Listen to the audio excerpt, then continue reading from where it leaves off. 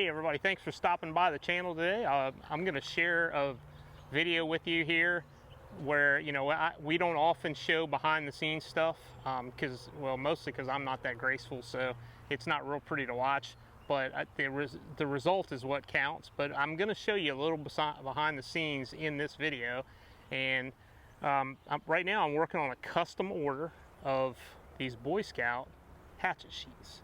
As you can see there, got a little Boy Scout logo, some hand tooling, dyed red.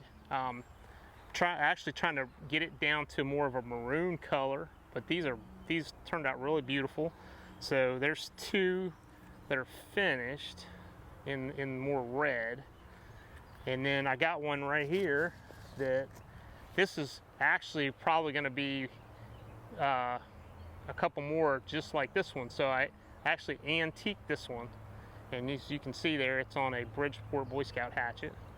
But look how nice that is. See if it'll focus in for you. But yeah, that is really nice. Turned out really great. So I'm making these. This is a custom order. I think I'm going to end up making 10 or 12 of these altogether for this customer. Right now I'm at piece number 5, I think. So I thought I would share a little bit with you what I'm doing here. I'm going to show you this part, and then we're going to show you a little bit of the tooling and a little bit of the steps I go through to get to the finished product here. See, all right, so, and I got one here in my pocket that is kind of in process. So again, you know, if you've watched any of my other videos where I talk about some of my leather work, I use 8-9 ounce veg tan leather, so I always use that weight leather. I like that heavy leather. But this is a pattern that I developed, so which patterns are easy to make. If you're interested in doing leather work and you want to make your own patterns, they're easy to make. There's a bunch of videos out there on how to make patterns. So, but I make my own patterns mostly. I do have a couple that I've, you know, either got from somebody or I've purchased, but this is a pattern that I made. And then the tooling, you know, got the nice basket weave, got the Boy Scout stamp there, and this one will probably end up looking much like the one with the antiquing. And then, so like I said, on this video I'm going to show you a little bit of the steps that I go through. I'm not going to do a lot of it because, like I said, I'm not super graceful with all this working under the camera, but you know, I'm going to show you a little bit. People ask about behind the scenes stuff all the time, and so I'm going to share a little bit with that on this video.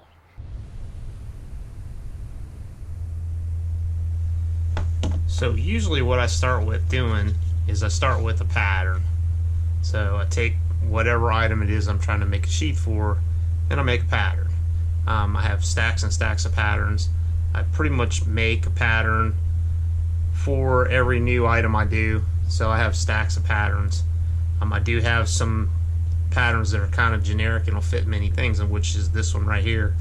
But you know, I make them out of a manila envelope.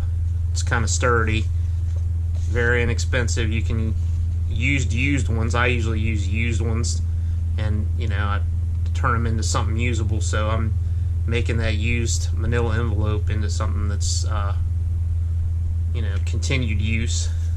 I make a welt pattern for each pattern, and I make the welt pattern just a little oversized, and then once I get the sheath ready to assemble, then I'll trim the welt to the size I needed. I like a thicker welt. As you can tell, this one's probably 5/8 of an inch wide. So, and then that gives me some room too. If I want to use this pattern for, say I got a little bit bigger hatchet, I can trim this a little bit and the hatchet will fit. So I start there, and then once I get the pattern, then I need a piece of leather. So this one you can see I've already got cut out. This is 8-9 ounce veg tan leather. This is from Weaver. This is a very nice piece of leather. This is a Weaver Select, I believe. Nice piece of leather. So we go there, and then usually the first thing I do is I put the border on. So I usually use my stitching groover, and then I just put a border on, and the border kind of sets the whole stage for everything I'm going to do from this point on. So It's a guide for my rivets. It's also a guide for the stamping I'm going to do. So, and then once I get to there, then, you know, I'm going to do all my tooling and everything, my stamping on here. And then this one here, as you can see, this one's already stamped. So, did this one a couple days ago, and it's pretty much ready to be assembled. Now these, because of the color I'm using, I assemble the whole thing and then I dye it last, and I do a dip dye because of the color I'm using. I don't always dip dye, but with this color I'm starting with Phoebing's red pro dye. So I dip dye, usually green, red, blue, I dip dye so I can get a nice smooth finish. Other colors like brown or black or something like that, the brown, I usually like it to be a little bit rough, so I don't always dip dye brown. But you know, the colors like blue, green, and red, I want it to be nice and smooth, because usually I'm doing something over top of that, like antiquing or something like that. So I want the base color to be nice and smooth. So this one here is ready for assemble, and then once I assemble it, then I'll dye it. Okay, so I thought I'd go ahead and show you the tools that I use to get from this to this to this. Okay, so I got the stitching groover. So basically the stitching groover, I use it, put the border in, and then put the Boy Scout stamp in. You can see that there. Put the Boy Scout stamp in, and then once I get the Boy Scout stamp in, I usually, like with this one, I drew this kind of outline, this diamond right around the Boy Scout logo, so that gives me some straight edges to work off of for the basket weave. So once I get that on, then I go to the basket weave. So this is just your basic basket weave stamp. I think this is a craft tool, which I think those come from Tandy. So the basket weave, and then this is like a clamshell or camouflage stamp. So this is what I use for the border. Okay, so you can see that right there. And then this is a #1 edger. So this is how you get the rounded edges right here. So this tool right here, this is also a Tandy tool, craft tool.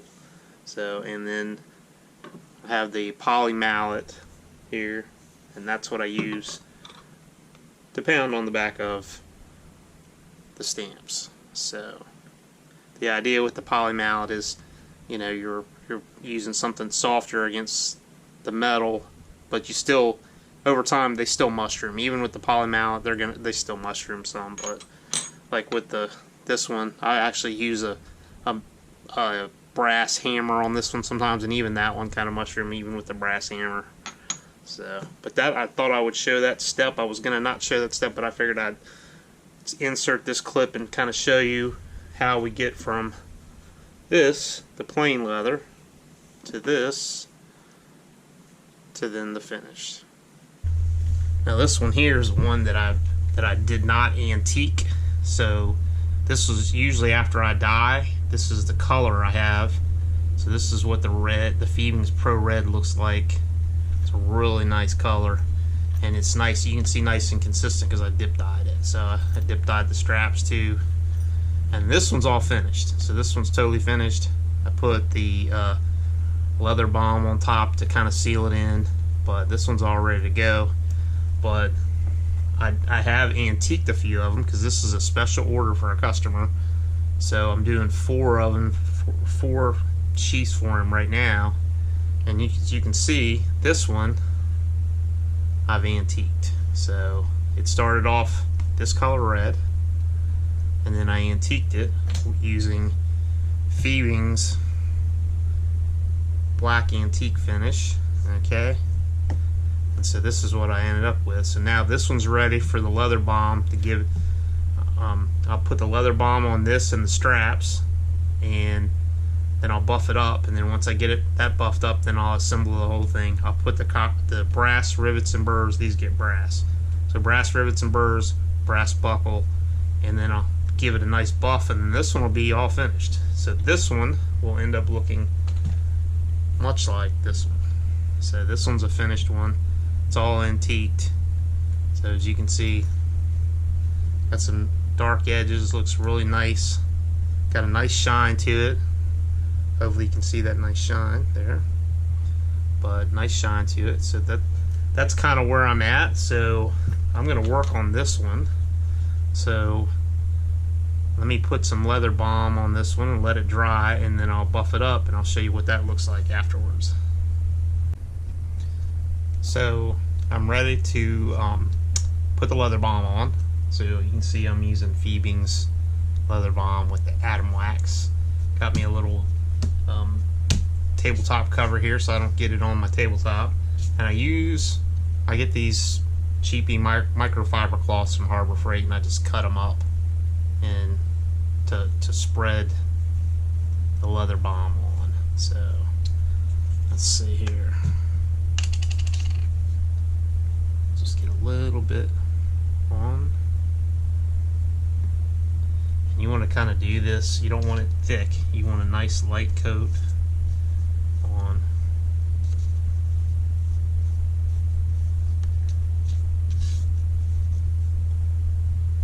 I usually put some on the edges too, kind of shine up the edges. Oh, dropped there. I got it all nice. There we go. Nice.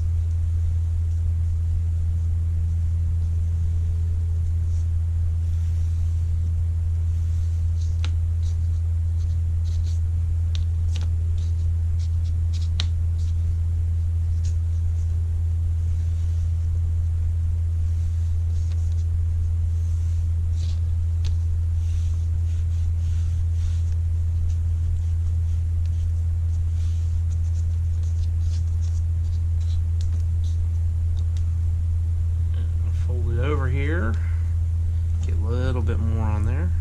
Oh, spilled. Nice spill. And then start rubbing it in here.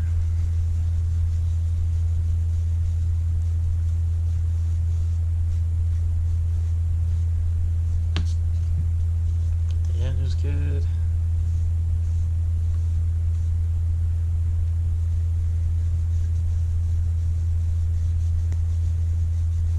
And I use this on the antiquing.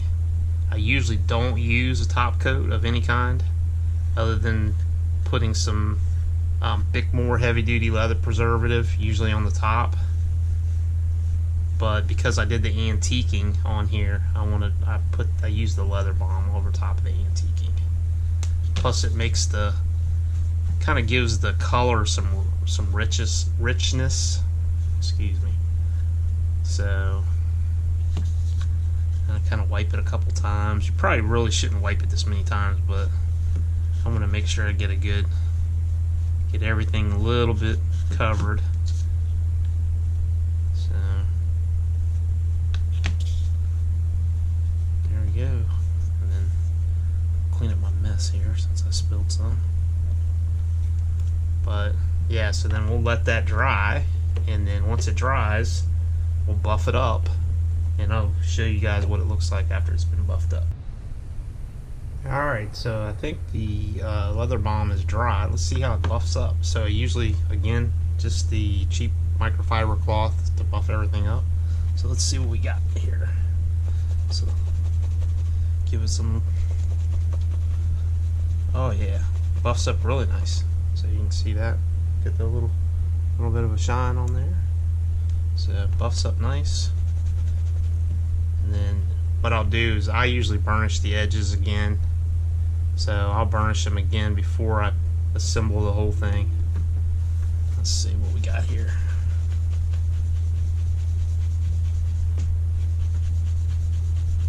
As you can see right where you can see maybe you can see the buff line. So I buffed it out, and then this is kind of dull because I haven't buffed over there yet. So it's kind of neat. So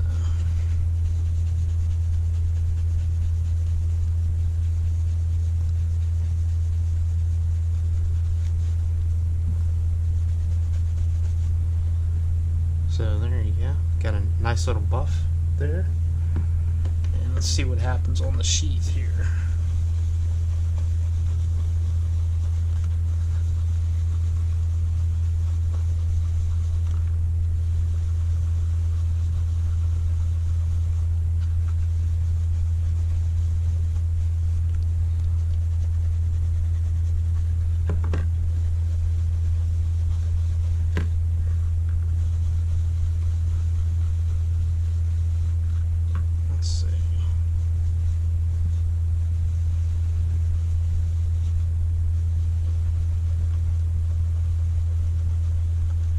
And you don't really have to press on this. All you're doing is just running it across. So you don't have to press at all. So, and I usually try to do circular motions. So,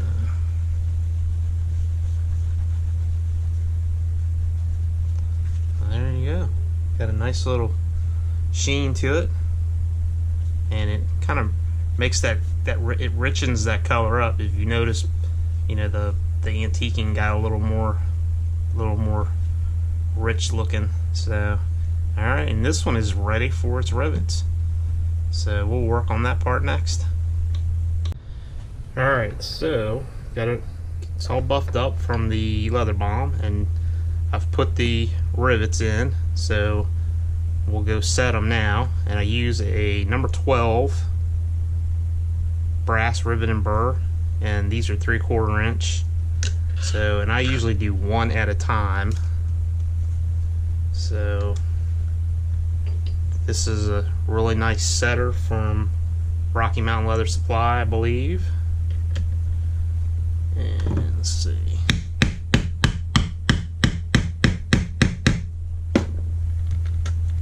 Let's see there. Yeah, that looks pretty good. And then best end cutters going right there. Knipex, if you're doing leather work and you don't have a set of these end cutters, you're missing out. They're really good. And then just take my vintage ball peen hammer and just peen it down, and there you go. Simple as that. And that rivet will last forever. You know, I've never seen one of those fail ever. So I use copper mostly, but I do use brass a lot too. The brass is a little bit harder metal, or it seems to be a little bit harder metal anyway. Set it down. Yeah, that one looks pretty good. We'll just snip it off. Pin it down. Now I do have the round peen, if you want to get a more rounded look, and I do that sometimes. It just depends on the look I'm trying to do, but a lot of times I just use a ball peen hammer and just peen them right down, and it kind of gives it that little bit of that vintage rustic look.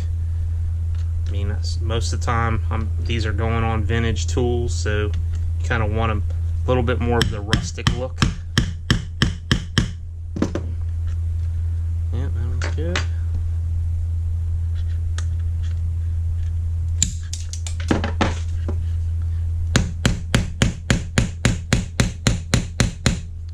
There you go. I'm probably going to use a little bit more cleaning. There you go. And I usually do these one at a time, because if you set all the burrs down, or the washers, if you want to call them washers, sometimes they'll pop back up when you're peening one of the other ones, and then a lot of times you can't reset it down. So I do them one at a time. So.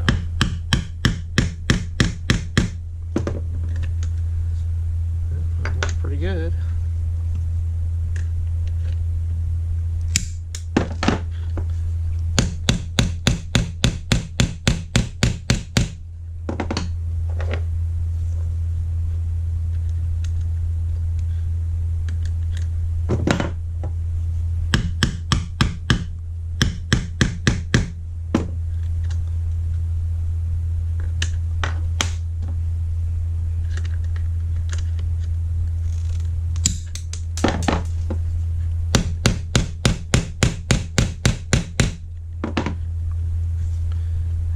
got one last one here.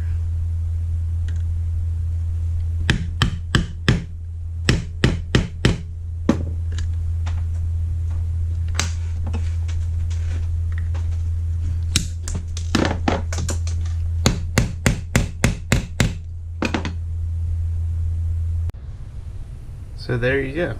It's 6 brass rivets set, and so like I said, those are pretty sturdy. They'll last forever.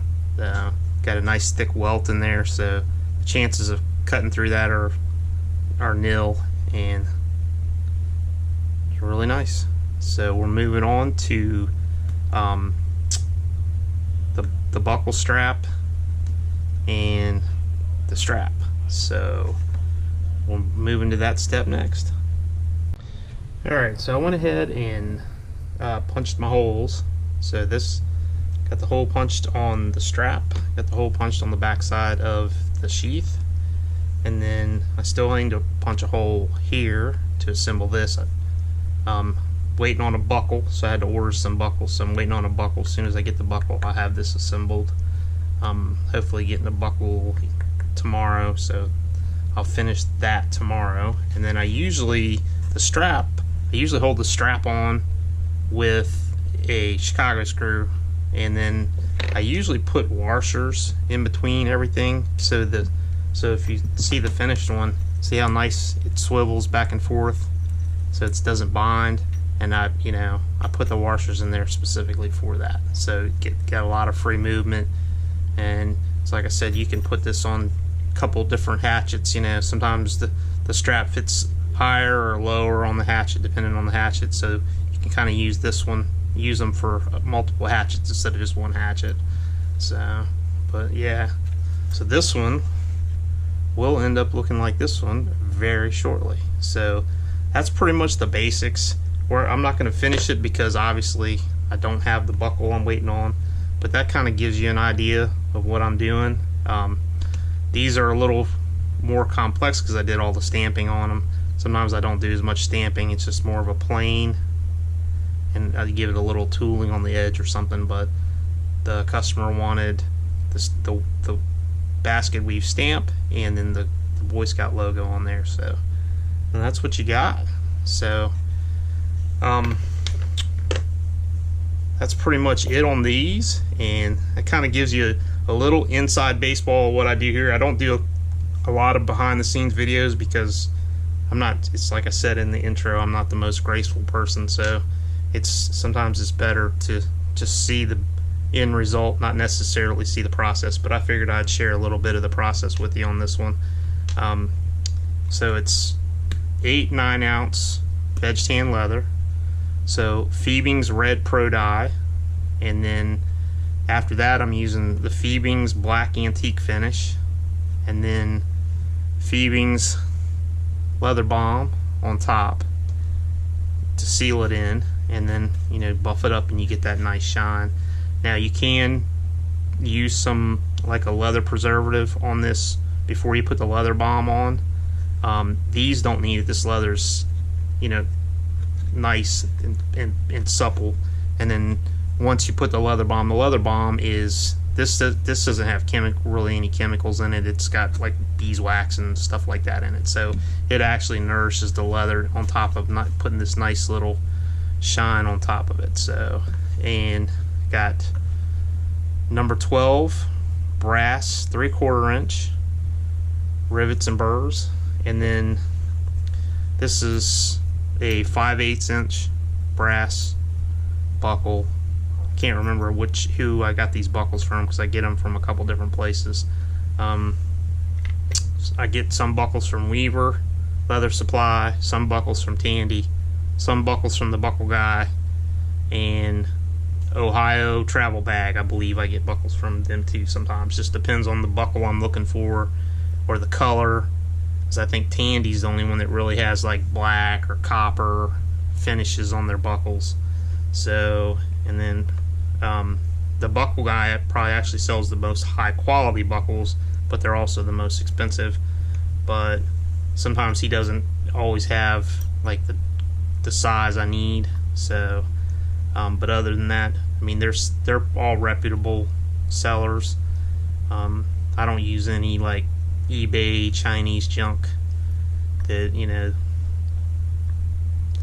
might be some, you know, wholesale stuff that maybe it's not that good of quality. So I try to use the best quality stuff all the time, so these will last for a very long time. So these should last, you know, putting a nice coat of some kind of leather protective like once a year on it, as long as they don't get cut up, they should last forever and ever. So anyway, that's pretty much it for behind the scenes on this one. All right, everybody, so thanks for watching that little behind the scenes video of making some leather sheaths for a custom order for a customer. If you enjoy this kind of video, I'll try to do some more behind the scenes videos in the future. We kind of do all kinds of stuff on this channel, so if you're interested in the behind the scenes stuff, stay tuned. There'll probably be some more. Hit the subscribe button, hit the like button, and leave me a comment down below what you think of some of my leather work, or what kind of leather work you're getting into today. Thanks for watching. We'll see you on the next video.